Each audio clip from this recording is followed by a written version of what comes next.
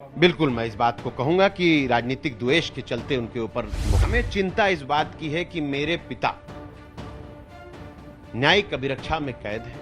मेरे पिता के ऊपर जो मुकदमे उनको अगर अलग कर दिए तो वो कुछ मुकदमे के वादी मुकदमा है और गवाह है, और जिन लोगों के खिलाफ वो मुकदमे हैं वो लोग कहीं ना कहीं से सत्ता से संरक्षण। मुख्तार अंसारी साहब के साथ एक उनकी एम्बुलेंस और एक वज्र वाहन रवाना किया गया।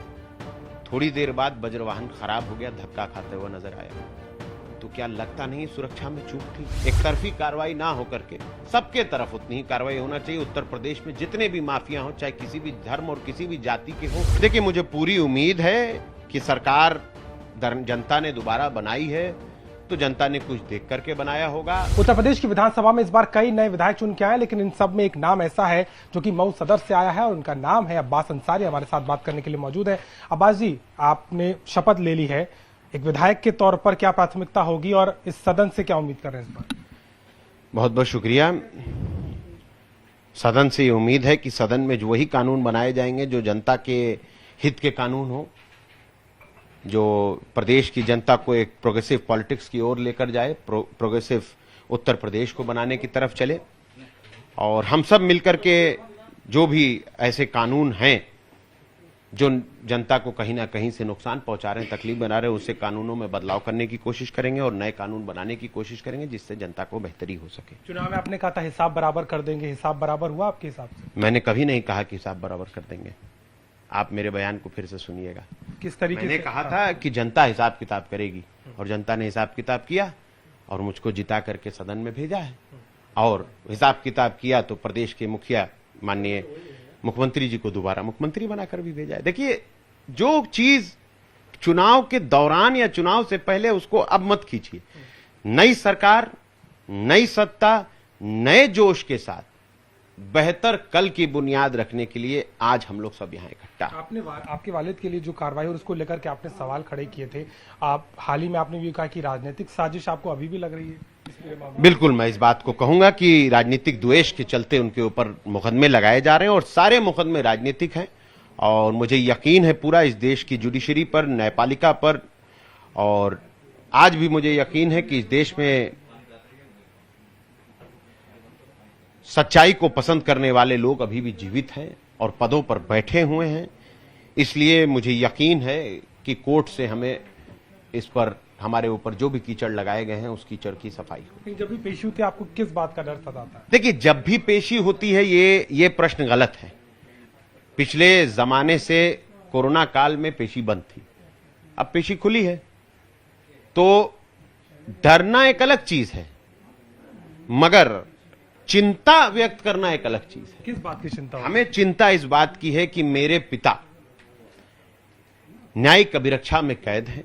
मेरे पिता के ऊपर जो मुकदमे उनको अगर अलग कर दिए तो वो कुछ मुकदमे के वादी मुकदमा है और गवाह है, और जिन लोगों के खिलाफ वो मुकदमे हैं वो लोग कहीं ना कहीं से सत्ता से संरक्षण प्राप्त हैं। आपको डर है कि जो कार्रवाई होगी उसमें पक्षपात होगा? मैं बस इतना चाहता हूं कि जैसे कि सुप्रीम कोर्ट ने जब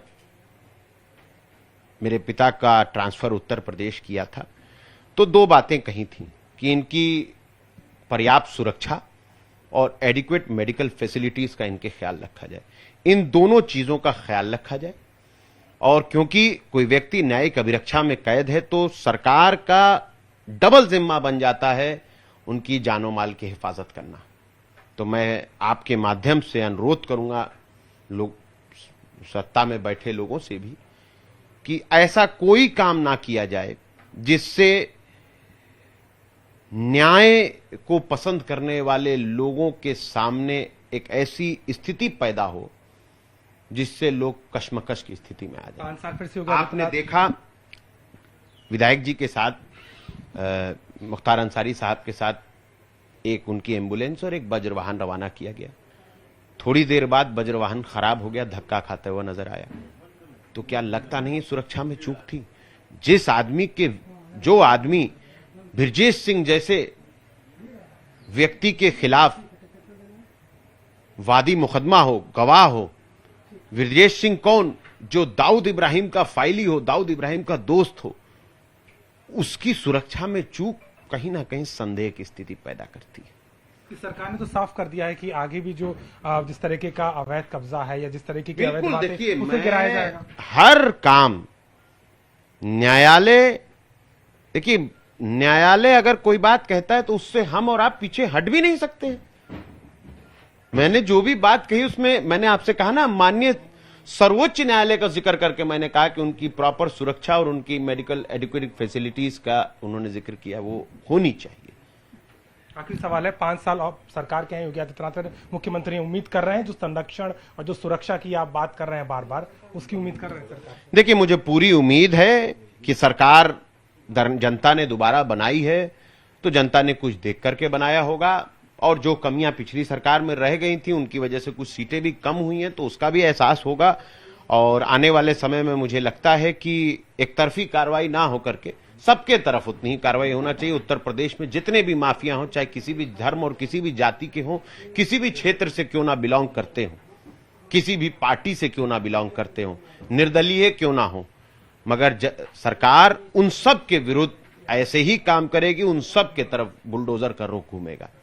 साफ तौर पर सीधे तौर पर बात करते हुए और इस बात की तस्दीक कर रहे हैं कि जो भी कार्रवाई सरकार की तरफ से हो रही है उस पर किसी भी तरीका पक्षपात ना हो, और महत्वपूर्ण तरीके से अपने पिता मुख्तार अंसारी की सुरक्षा को लेकर के एक बार फिर से अब्बास अंसारी सवाल खड़े कर रहे हैं। लखनऊ से कैमरामैन संदीप के साथ अभिषेक मिश्रा, यूपी तक।